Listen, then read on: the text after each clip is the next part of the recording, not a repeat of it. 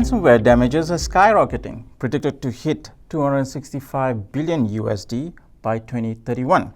So Matt, from your customer interactions, what's the single biggest cybersecurity headache keeping CIOs and CISOs awake at night? Thanks, Winston. Probably the biggest thing which is keeping most CIOs and CISOs awake at night is just wondering, have I already been hit? There used to be this perception that, my job was to create this sort of, wall or this security, this protection around my organization, and my job was to maintain that wall. But these days, I think many organizations are starting to realize that the risk of penetration is not longer a risk, it's just going to happen, right? And so many organizations are thinking, have I been hit? What have I been hit with? What's the risk to my business? And that's really requiring a lot of CIOs and CISOs to come together and start thinking about solutions which aren't necessarily just wholly based around technology, but it's really about people, processes, and the technologies that people are implementing to help them mitigate and manage the risk of ransomware from a cybersecurity standpoint. Martin, we all see market gaps.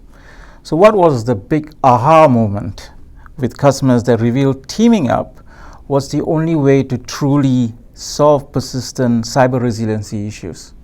Thanks, Winston. As Matt said, I think the aha moment is the fact that the threat is pervasive and it's only accelerating day after day, month after month, year after year. And so enterprise organizations need to be aware of the fact that the threat is there. And as Matt said, it's no longer a matter of if I get hit, but a matter of when and how bad. And in fact, in a recent study that we did called the State of Data Readiness Report, we've unveiled that 86% of organizations have an incident response plan, and that most of those organizations test a response plan, but they don't test the actual recovery of their critical data and applications. Only 30% go to the point of step-by-step testing the recovery. That becomes a little bit of an issue. And the reason why that becomes an issue is because when the proverbial hits the fan, as they say, not having that step-by-step plan on how to recover your critical data and applications is going to put an organization into a really bad place when it comes to recovery times, or when it comes to what we call a minimum viable company. How do I get back to a minimum viable company, or an MVC, my ability to continue to operate? So as Matt highlighted, there's a lot of threat out there, and we're also living in this complex world. And what I mean by that is, in today's environment, it's no longer just on-prem or in the cloud or in private cloud. It's a mixture of multi-cloud or hybrid cloud. So the environment today is much more complex than it was in the past, but then the threat vectors and the threat actors are much more pervasive. So we have two very, very complex problems that we're dealing with. Matt, many APAC organizations are still struggling with cyber threats. What's the common rookie error you're seeing them make when it comes to data protection? And how do these pitfalls inspire your cyber resiliency approach?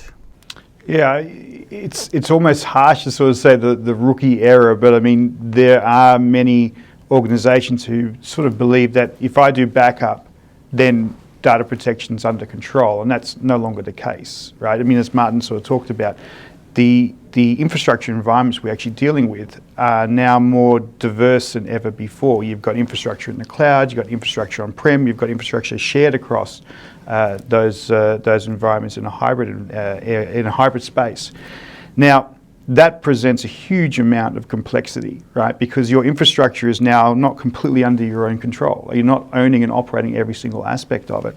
And so a simple backup solution is nowhere near the sort of cyber resiliency that organizations actually require. And so what you need to be able to do is understand, what does the actual threat profile look like? What are the right technologies to go ahead and actually employ to give you that layered defense and that ability, not just to defend, but to recover? Like, as we sort of said, you might already be hit, right? But then how do you recover quickly? How do you get back to that minimal viable company to be able to get your organization running? Because when your infrastructure is down, you can't operate, right? I mean, it's a very digitized world we actually live in today. So being able to sort of say, a protection strategy has to involve an aspect of backup, but it also has to have a ransomware detection. You need to be able to protect, you need to detect, you need to recover quickly, get back up and running. These are very, very complicated things to go and do. And they require, again, as I sort of said, people, process, and technologies.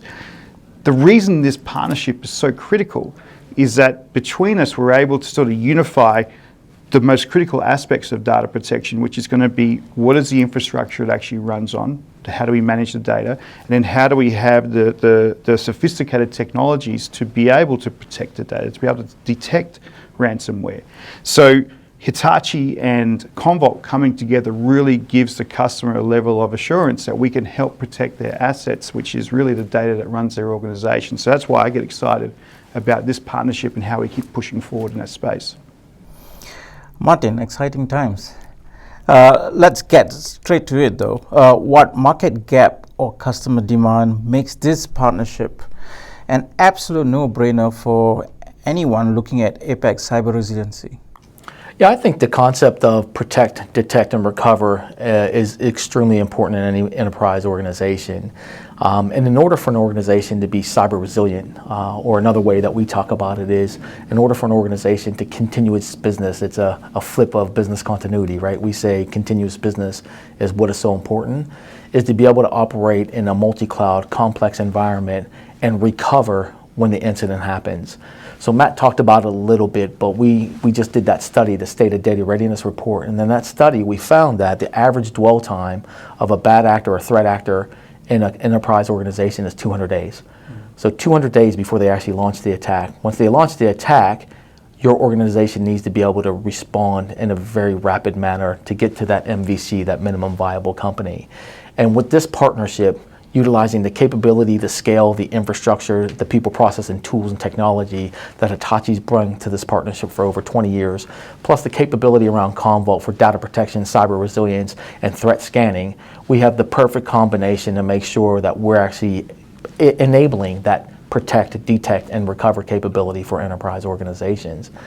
With that, what we're hoping organizations do, and the aha moment that most organizations are realizing now, is that the threat is pervasive. It's going to happen, as we talked about. It's not a matter of if anymore, it's a matter of when. And when it does happen, can I recover, and can I recover rapidly? And the only way that an organization is going to be able to do that is if they're actually putting in the work around testing.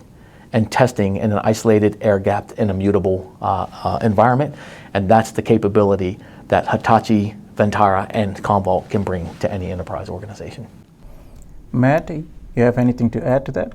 I would say Martin's probably very comprehensive in his answer, but really, we recognise that this threat is, I guess, existential, as we sort of say, right? It's a massive issue that people need to go ahead and actually deal with. And I'd like to think that because of the work that we've done together between Commvault and Hitachi, really we want to be able to give customers that sense of trust that we are making sure that their data is available when they need their data, that it is protected, that when that issue does happen, we can help them recover quickly. That trust is what we take a lot of responsibility and accountability on, and that's a shared level of trust between Commvault and Hitachi to be able to bring that to the customer, help them operate their organizations, help them be successful with their data, and be there for them when things go wrong, right? We take our jobs very, very seriously. That's why we take this partnership very, very seriously, because we are very, very serious about the trust we have with our customers.